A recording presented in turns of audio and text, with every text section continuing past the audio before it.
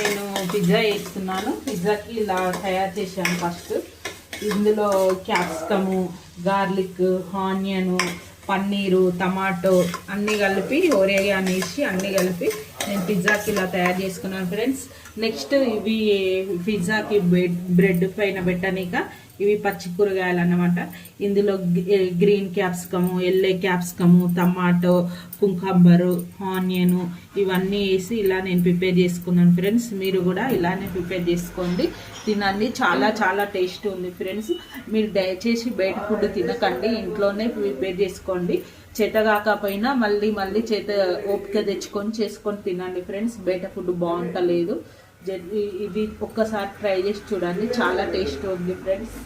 చాలా బాగుంటుంది ఇంట్లో చేసుకొని తింటే. మన హెల్త్ కూడా మంచిగా ఉంటుంది, హెల్తీగా ఉంటాము, మన హెల్త్ ఖరాబ్ కాదు ఫ్రెండ్స్. ఓకేనా ఫ్రెండ్స్, బాయ్.